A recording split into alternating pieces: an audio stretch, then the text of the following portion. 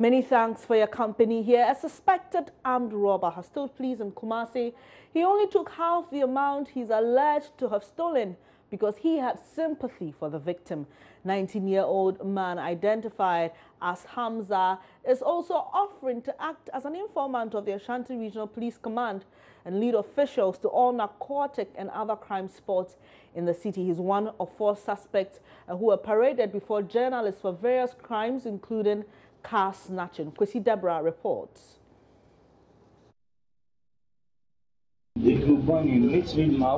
Hamza was picked up less than 24 hours after storming into a victim's room with a gun at dawn to steal a mobile phone, motorbike and a cash of 300 Ghana cedis. He, however, suggests he took only 150 Ghana cedis out of sympathy in reaction to a briefing by Mensia Divisional Commander Chief Superintendent Kwaku Bua.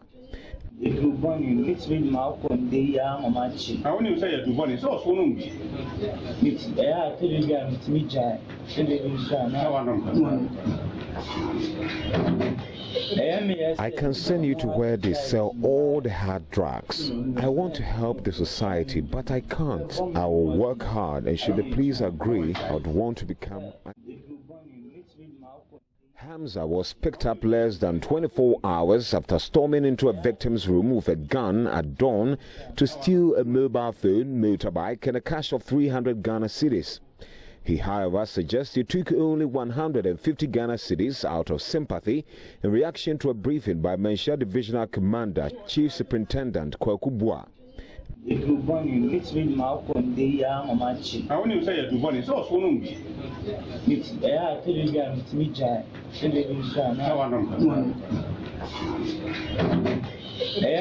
can send you to where they sell all the hard drugs. I want to help the society, but I can't. I will work hard, and should the police agree, I would want to become an informant.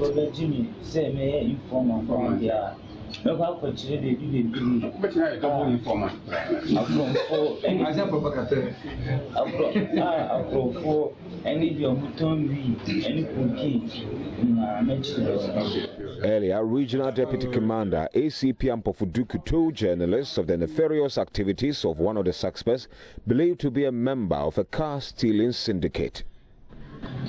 Robberies that were perpetrated by 2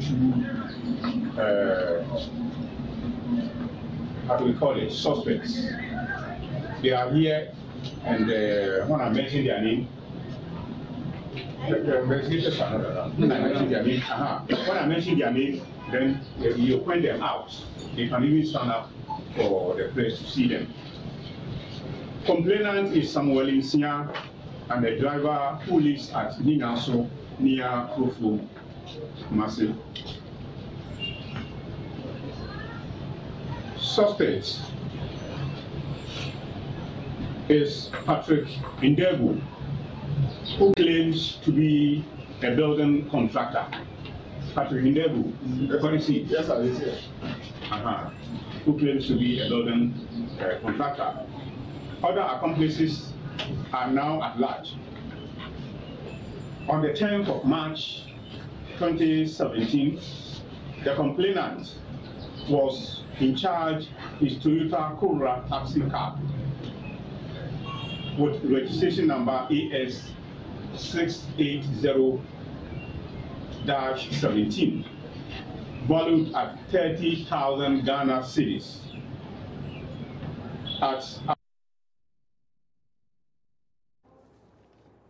Now to some other stories. The wrongful application of chemicals to crops by farmers is endangering the lives of food consumers and increasing the risk of food poisoning.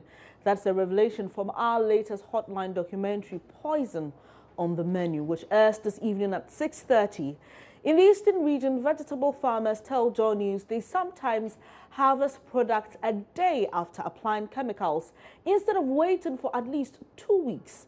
This has left high levels of pesticide residue in a lot of the vegetables, which health experts say is a threat to consumers. Here are excerpts of the documentary Poison on the Menu. Let's look at lettuce, for example. It takes 12 weeks to mature between planting and harvest. but it's sprayed at least 6 times before they are harvested. These chemicals are strong and need to be applied under strict health and safety procedures, with the most important of these standards being the duration between the last application of chemicals and harvest, as Agric Extension Officer in the Fantiakwa district, Christian Zomelo, explains. As for pesticide, especially insecticide, using insecticide every 2 weeks you have to spray. Over the 12-week lifespan. Isn't that too much chemical for... But when it is almost 9 weeks, then you stop your chemical usage, so that you have at least 12 to 21 days before you harvest, so that all the pesticides, all the residual effects will break down. But he admits a lot of the farmers in the vicinity flout these standards and end up risking the lives of their consumers. Initially, they were not. Why? Why weren't they? Even some prefer spraying, then the following day they go and harvest. Wisdom Koko, another farmer here, admits they don't always go by the strict procedures that are required in the application of these chemicals. At times, my board room to me, as I say, before so as I say, at times, the traders who come to buy the cabbage put pressure on farmers to harvest just a day after spraying the chemicals. They get upset if we do not allow that. There's an idea, only choice. So we now one cause or obetrat now was so I bet I just say beer. Why I cast antin if you are obetram before. The evidence of how powerful these chemicals are lies in the way farmers react to them when they apply them without the necessary protective clothing.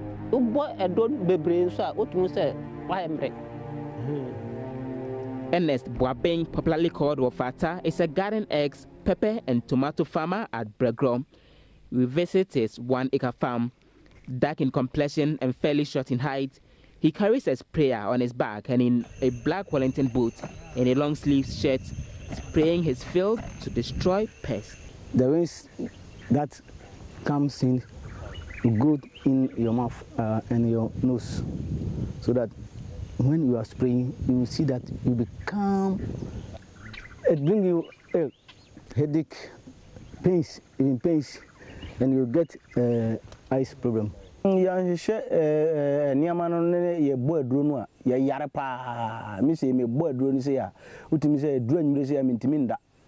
if we don't protect ourselves while spraying, it makes us ill and gives us problems.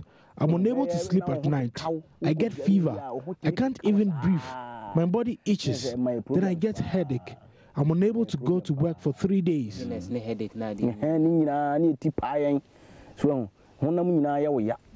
Inti me be board race ya be 3 days kura na me timimba fu because of adro say na adro na ko mu ni ade no. And in fact, in the home of rice farmer at Suchware, John Aokujiwanu, they lost a life thanks to the wrongful storage of chemicals. I lost a cousin's daughter to insecticide. The farmer went to the farm, came back, and actually didn't store the remaining pesticides that he brought from the farm. So this little girl took it and drank it and died. It became something that I've been pondering over, and I was that girl could have been a lawyer or a doctor. And I was very saddened by that. But one way or the other, these chemicals find their way into the diets of many as a result of... So those are excerpts from our latest Hotline documentary, Poison on the Menu. My colleague who put together this documentary is here with me, Joseph Opokugapo. It's good to see you. Good to see you too. Well, good work here. But what led you to this? I mean, I'm just wondering how you got to... So it's an idea that a doctor suggested to us sometime last year. I think 2 years ago, following the incidents of cholera outbreak that had actually hit the country. And then we saw the huge figures in terms of the cholera incidents. And he was pointing to the fact that there appear to be a lot more to how come we see some of those cases of, diarrhea, and even the everyday incidents of food poisoning that people suffer. Sometimes we overlook it. You see in the food documentary that doctors were pointing to the fact that we don't appear to have a lot of statistics on food poisoning because people treat it, very linearly. They don't take it as a very big deal. So they have food poisoning. They go to the pharmacy shop getting something. They don't have the diarrhea anymore, and then it ends. And so the suggestion was that there's a lot more to explore about the possible causes of food poisoning as we've seen over the years. And so, it was actually the motivation to want to dig deep and look a lot more about it. So once you got onto the ground, Joseph, tell me what are some of the statistics or some of the revelations you had that really shocked you? The interesting things had to do with how pesticide is handled on the farms by our farmers. The point being that these are very strong chemicals. These are chemicals that, as you saw in that particular excerpt, a young girl took and died as a result of this. The indication of how poisonous it is. You heard the farmers, they're indicating that sometimes when they do the spraying, then it leaves them sick for a number of days and everything, confirming the point that these are very strong chemicals, that you shouldn't have it getting into foods and you consuming them at very high levels. Although the indication is that there are maximum pesticide residue levels beyond which you shouldn't have in your diet. And so it was shocking that farmers were engaged in practices that resulted in a situation where some of these pesticides eventually ended up in food. So what exactly was causing them to do? Is it a lack of knowledge? Because we hear that when they apply the pesticides, they should wait for about 2 weeks before they bring the produce to the market.